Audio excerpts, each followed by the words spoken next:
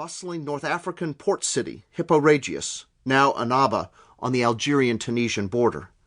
His contemporaries acclaimed him one of the great masters of the Latin language, but he spoke it with a detectable African accent.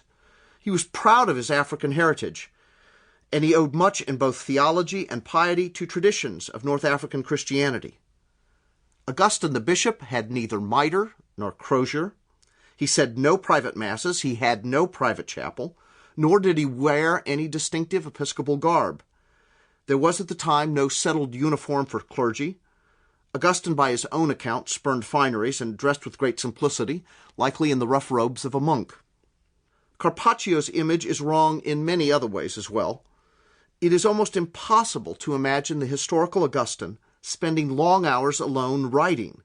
He seems everywhere and always surrounded by people, mixing with close friends and clamoring parishioners, preaching extemporaneously to large and noisy crowds in Hippo and Carthage, listening in frustration to lawsuits between contentious local litigants, chewing over the Bible with monks and clergy as they shared their common meals, or deliberating long hours in council with his fellow North African bishops.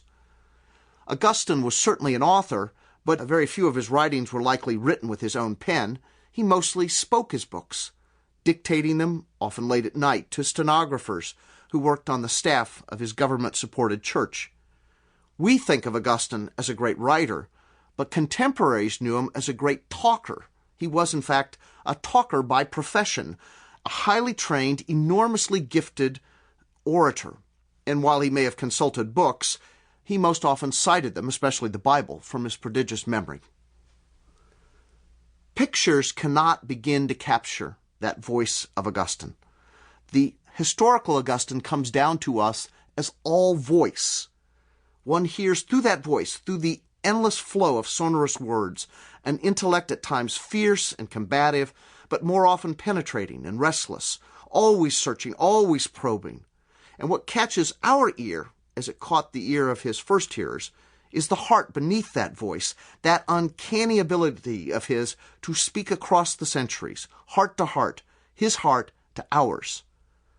Now, this series of recordings you're going to be listening to offer in their own way a portrait of Augustine. The materials are not paint on a canvas, but fleeting spoken words. The words will mostly be Augustine's own. In these recordings, I try and let Augustine tell his own story in his own words. In the process, I hope to help listeners tune their ears to the melodies of his speech and to the swirl of his mind.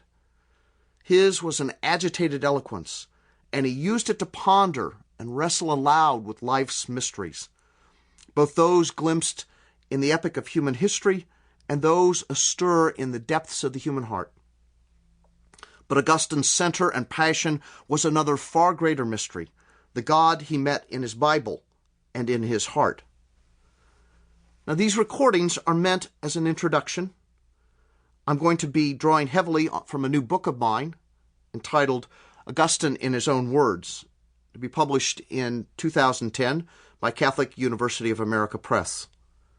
I do not presume listeners know anything much, or for that matter, anything at all, about him. The challenge is how best to enter into his life, his thought, and his world. That world of his, the world of late antiquity, is dauntingly intricate. To enter it, we're going to need certain basics. We'll certainly need a measure of sympathy. Augustine himself used to ask readers for a certain benefit of the doubt when starting out. As he says in the opening of his treatise on the Trinity, quote, "Let everyone who reads these pages move along with me when he's equally sure of things. When he's equally hesitant, let him delve into them along with me. When he realizes the mistake is his, let him come back to me. When it is mine, let him call me back. And so let us go forward together along the road charity lays out, setting our sights on God, on the one of whom it is said, 'Seek his face always.'" Unquote. Our focus in these first two talks is going to be on Augustine's most famous work, his Confessions. Confessions is one of the uncontested classics of world literature. Even if Augustine had written no other work, this alone would have ensured his lasting fame. Confessions is sometimes described as autobiography, but calling it autobiography is at once true and untrue.